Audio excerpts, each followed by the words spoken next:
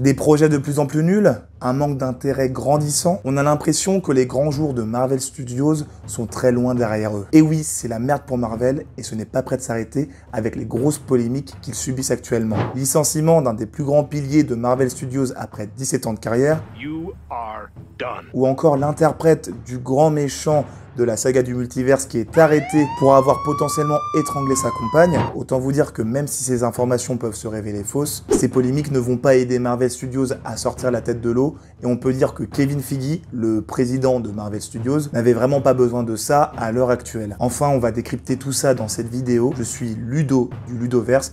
Accrochez-vous bien à votre vaisseau spatial multiversel car on est parti pour entrer dans l'univers de Marvel Studios et plus précisément du MCU. C'est parti! Commençons par le cas Jonathan Majors. Comme vous le savez, il interprète l'antagoniste de Creed 3, Diamond Dame, et est aussi le grand vilain de la saga du multiverse, Kang le Conquérant. On avait pu le voir tout récemment d'ailleurs dans Ant-Man et la Guêpe Quantum Mania. Et il s'avère que ce dernier est plutôt dans le caca, on peut dire. Car en effet, lors de la nuit du 25 mars à New York City, ce dernier a été arrêté par la police, étant accusé d'avoir agressé une femme dans la trentaine. Il l'aurait potentiellement harcelée et étranglée. La police serait donc intervenue lorsqu'elle aurait reçu un appel des urgences. Et l'enquête préliminaire disait tout simplement qu'un homme de 33 ans aurait agressé une femme dans 30 ans, s'avérant potentiellement être sa compagne, caractérisant cette confrontation par une dispute domestique. Cependant, selon l'avocat à la défense de Jonathan Majors, de son nom Priya Chaudhry, Jonathan Majors serait totalement innocent et serait en fait une victime de la situation. Ayant des preuves à l'appui, normalement toutes les charges qui sont contre Majors devraient être levées d'ici peu. Et l'objectif principal de l'avocat est donc bien entendu de blanchir le nom de son client. Cependant, même s'il y a des preuves concernant tout cela, quand une personne publique est arrêtée, forcément d'autres personnes en profitent pour élever leur voix et parler de choses qui étaient restées un peu cachées. Plusieurs personnes dans le monde du cinéma ont donc commencé à balancer des dossiers concernant Jonathan Majors. Le réalisateur A.B. Allen avait tweeté plus tôt dans l'année, parlant d'une personne qui commençait à être sous les feux des projecteurs alors que c'était une personne pas folle du tout, on va dire.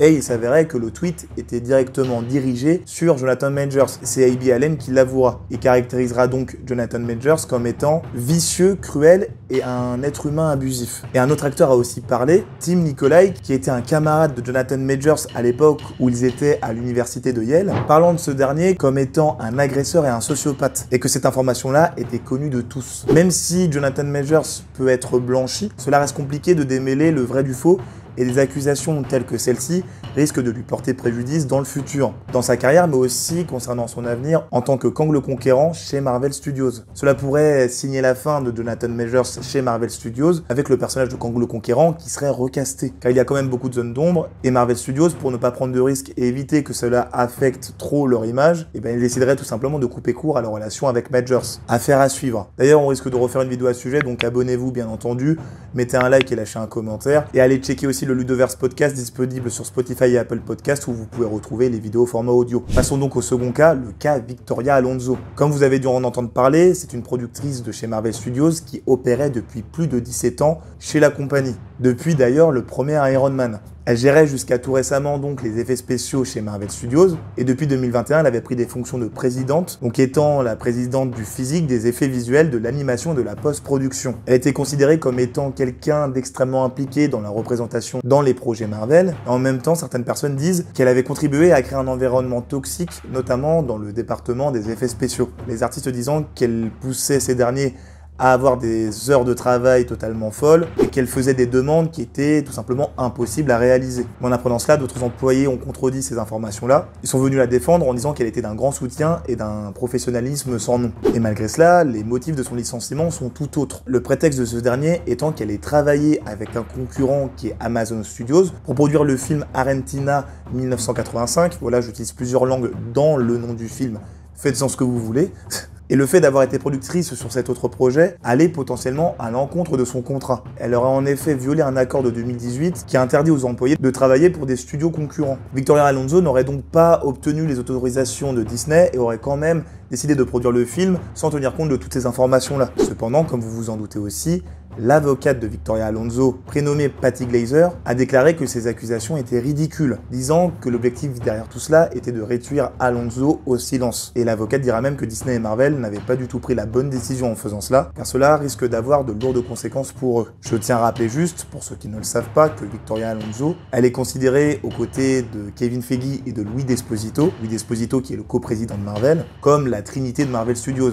C'est par eux que toutes les grosses décisions passent. Et en faisant tomber une tête comme ça, forcément cela va avoir de gros impacts concernant les prochains projets et sur l'image de Disney en général. Là aussi, il va falloir encore pas mal de temps pour savoir ce qui est vrai et savoir ce qui est faux. Et ces polémiques vont encore une fois avoir un grand impact sur Disney et plus précisément sur Marvel Studios. La vision du public risque aussi là de changer, parce que si on prend notamment le cas d'Alonso, s'il s'avère que ces accusations sont vraies, eh bien cela voudrait dire que ça fait 17 ans qu'il garde quelqu'un qui est ultra toxique dans la compagnie, et si cela est faux, ça montrera encore une fois que l'entreprise Disney est potentiellement corrompue. Autant vous dire que les deux résultats possibles risquent de mettre encore une fois Disney dans le caca. Quant à Kevin Feige, concernant le renvoi de Victoria Alonso, il n'aurait même pas été mis au courant. Mais cependant, entre les succès très mitigés des derniers projets du MCU, le remaniement du calendrier de sortie et désormais ces polémiques très sombres qui touchent donc la grosse compagnie qui est Marvel Studios, autant vous dire que Kevin Feige a beaucoup de choses à gérer et qu'il a clairement besoin d'aide. Après, il était sûr que le retour de l'ancien président de Disney allait changer beaucoup de choses, mais si vous voulez plus d'explications concernant cela, j'ai fait une vidéo à ce sujet. N'hésitez pas à aller voir. Bon, il ne me reste plus qu'à vous dire à la prochaine dans le Ludoverse. Salut!